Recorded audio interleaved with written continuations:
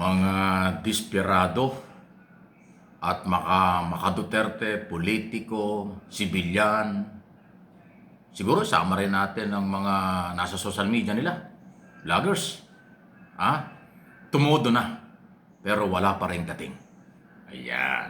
Kaya walang dating kasi lahat ay kanilang sinakyan ang issue, pero walang malaking suporta o walang suporta mula sa mga matitinong mamamayang Pilipino. Alam niyo kung bakit? Ginamit na si Sergeant Orly Gutesa na dating Philippine Marines ng pag-akusa sa gobyerno, wa-effect.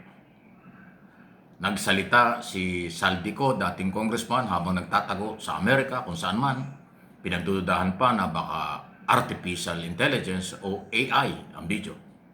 Mali-maleta ang kapalpakan. Ala rin. Si Amy Marcos nagsalita sa rally ng INC na ang piling niya at akala niya ay maniniwala ang taong bayan, wala ring epekto. Lahat ito ay desperate o desperadong galaw. Isinagad na nila ang paninira, nanawagan na sila ng kung ano-ano dyan, nagrally pa pero hindi naman sinuportahan ng maraming tao.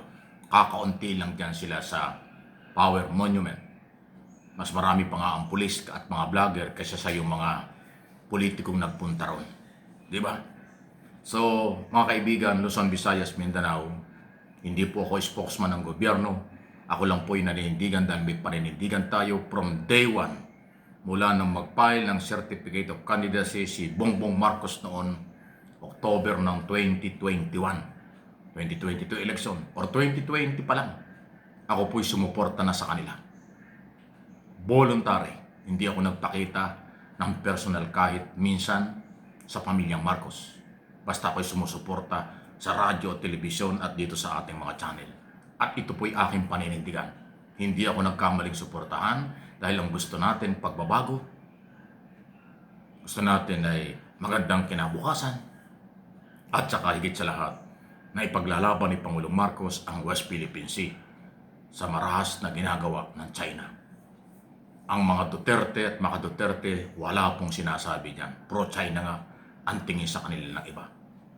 Dahil dito, ating pong panindigan, ang mamamayang Pilipino at mahihirap na Pilipino, pangkaraniwang Pilipino ang mahirapan kung si Pangulong Marcos ay persahin nilang palitan at hindi po magtatagumpayan. Hanggat walang suporta mula sa majority ng Pilipino ang gustong mangagaw sa kapangyarihan dahil sa paghihiganti lang, personal interest, hindi po yan magtatagumpay. Ang military at pulis, matagal nilang binubuli, matagal nilang inuurot, matagal nilang inuutusan, hindi magpapagamit yan. Kasi professional organization, ang militar at pulis. Ang kanilang sumpang tungkulin ay magproteksyon, bigyan ng proteksyon ang mamamayan at ang gobyerno at ari-arian ng pamahalaan. Kita ng mga military, pangkaraniwang kawal at opisyal. Personal ang laban, personal interest ang galaw ng mga Duterte at maka-Duterte, kaya hindi nila susuportahan yan. Mga politikong natalo sa eleksyon, mga politikong nawala sa gobyerno, mga politikong napangakuan, magkakaroon ng pwesto, hindi nangyari, yan po ang maiingay ngayon. Ayaw ko ng pangalanan, kilala ko pa sila, kaibigan ko pa ang iba. Pero dahil magkakaibang paninindigan at paniniwala, ako po at ang aking mga channel, paninindigan ko, tulungan natin si Pangulong Marcos. Uulitin ko ang panawagan ko. Mr. President, huwag kang magre-resign. Huwag kang papadala sa mga taong ambisyosa.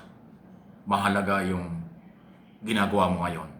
Ipinatigil mo ang korupsyon, pananagutin mo ang lahat ng sangkot, kamag-anak, kakilala, kaibigan, kapartido, ipakukulong mo. Congressman, senador, kontraktor at mga district engineer, iyan po ang gusto ng taong bayan. Hindi lang makulong, bawiin ang lahat ng pera ng taong bayan na inabuso nila. Yan po ang sinusuportahan at inaasahan ng taong bayan. Ituloy nyo at panindigan po ninyo na bagong magpasko, Mr. President, Mr. Ombudsman Remulla, may makukulong na. May maipakukulong kayo. At ang good news, dahil sa oras na ma-file ang mga mabibigat na ebidensya, laban kung kanino dyan, makukumbinsi ng Office of the Ombudsman, ICI, Department of Justice, Office of the President, ang Sandigang Bayan Justices, ang mga korte, para mag-issue ng warrant of arrest without o non-bailable offense dahil plunder po ang ipapairal dyan. Yan po ang update at ano po ang inyong comment, malaya po kayo. Samantala, mayroon pa bang kredibilidad? Kapani-paniwala pa ba si Vice President Sara Duterte sa kanyang kampanya umano at sinasabing korap itong gobyernong ito? Ay balikan natin ang nakaraan, siya yung may mga kaso ng korupsyon diyan sa Department of Education at Office of the Vice President. Hindi pa tapos ang di umano'y paglulustay ng intelligence fund at confidential fund na kung sino-sino ang ginamit na pangalan. May tao, may prutas, may isda, di ba? Pampano, Bilyamin, mayroong piatos at kung ano-ano pa. Hindi pa tapos yan. Malinis ba si Sara Duterte? Malinis ba ang mga Duterte? Bakit kung sila yung magsalita, ganun-ganun na lang laban kay Pangulong Marcos at sa gobyerno? Si Pangulong Marcos lang ang nag-iisang Pangulo ng ating bansang nagpatigil at nagpaimbestiga sa graft in korupsyon. Sa kabila ng dekada na, marami ng panahon, marami ng nakaraang administrasyon ang nakaranas ng korupsyon, hindi nila naipatigil. Wala silang kakayanan at hindi nila ginawa. Katulad ni Duterte, napakatapang ng liderato niya, puro pagmumura, puro banta, puro kilyo, laging ganyan sinasabi niya. Pero wala naman hong nangyari.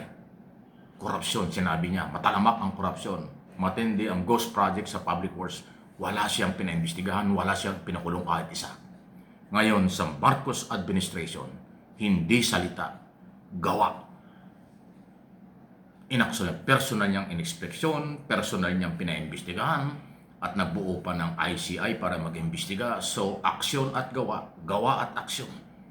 Rule of law, pinaiiral ni Pangulong Marcos, hindi salita lang. Yung mga nakaraang gobyerno, puro banta lang, walang nangyari. Kaya ngayon, tatanong ko sa inyo, meron bang kredibilidad? Kapanipaniwala pa ba ang Sara Duterte at mga Duterte kumpara sa nakaraang nangyayari at nangyayari sa kasalukuyan laban sa korupsyon? Sino ang totoo na lumalaban? Di ba Marcos administration? Yung Duterte administration ay puro banta lang naman wala namang naipakulong. Maraming natukhang. Ang naipakulong lang si Laila de Lima, pinersonal, pero politiko walang naipakulong. Yung mga politikong pinakulong ni Aquino noon, pinalaya pa after pagpasok ng Duterte, hindi ba? Real talk lang tayo kung inyong babasahin ng nakaraan. So,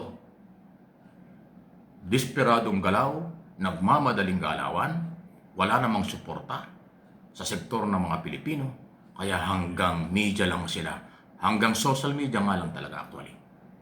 Ituloy natin at suportahan natin ang gobyernong magbibigay ng magandang buhay, hindi yung gobyernong gusto ay paghihiganti lang. Please like and share ang ating video.